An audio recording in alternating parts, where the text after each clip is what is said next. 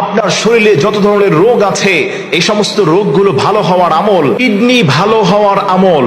আজকে আপনাকে আমি কোরআন থেকে দুইটি সূরার কথা বলছি। এই দুইটি সূরা যদি আপনি পড়ে সকালে এবং সন্ধ্যায় পানির মধ্যে ফু দিয়ে এই দুইটি সূরা পড়ে যদি আপনি খেতে পারেন, আল্লাহর কসম খেয়ে বলি আল্লাহর কোরআন সত্য। ওয়ানুনাজ্জিলু মিনাল কুরআনি মা হুয়া শিফাউ ওয়া রাহমাতুল লিল মুমিনিন। আল্লাহ তাআলা বলে দিয়েছেন এই কোরআনটাকে আমি মুমিনদের জন্য শিফা এবং রহমত হিসেবে নাজিল করেছি। আল্লাহু আকবার। এই কোরআন থেকে আপনি শিফা নেন, অন্য ডাক্তার কবিরাজ যেটা না করতে পারে আল্লাহর কোরআন সেখানে সাকসেস হয়ে যায়। এজন্য আমার প্রিয় ভাইরা, আমার প্রিয় মা বোনেরা, কিডনি রোগ অনেকে আক্রান্ত, ডায়ালাইসিস করতে হচ্ছে, বিভিন্ন ধরনের ওষুধ খেতে খেতে মৃত্যুর সন্নিকটে চলে আছেন।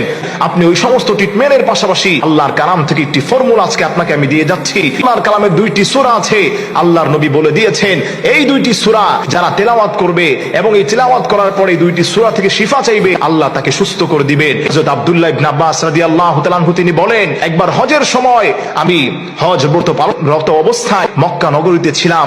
ওই সময় আমার পেটের মধ্যে প্রচন্ড ব্যথা দেখা দিয়েছিল। ঠিক ওই সময় নবীজির কাছে গিয়েছিলাম। আল্লাহর হাবিব বলে দিয়েছেন, আব্দুল্লাহ ইবনে আব্বাস তুমি সূরা ফাতিহা পড়ো এবং সূরা ইখলাস পড়ে তুমি পানি পান করো, আল্লাহ তোমার ব্যথা দূর করে দিবেন। আব্দুল্লাহ ইবনে আব্বাস বলেন, আল্লাহর নবীর এই কথা শুনে আমি যখন এই সূরা ফাতিহা এবং ইখলাস তেলাওয়াত করে পানিতে ফু দিয়ে পান করেছি, আল্লাহ তাআলা সঙ্গে সঙ্গে আমার ব্যথাকে দূর করে দিয়েছেন। এজন্য সূরাতুল ফাতিহা হচ্ছে কোরআনের উম্মুল কোরআন যাকে বলা হয়, কোরআনের মা বলা হয়, সূরাতুশ শিফাও তাকে বলা হয়। আপনি প্রতিদিন চেষ্টা করবেন সূরা ফাতিহা একবার পড়বেন, সূরা ইখলাস আপনি 3 বার পাঠ করবেন, অর্থাৎ সূরা ফাতিহা একবার এবং সূরা ইখলাস 3 বার পাঠ করে পানির মধ্যে আপনি দহন করবেন।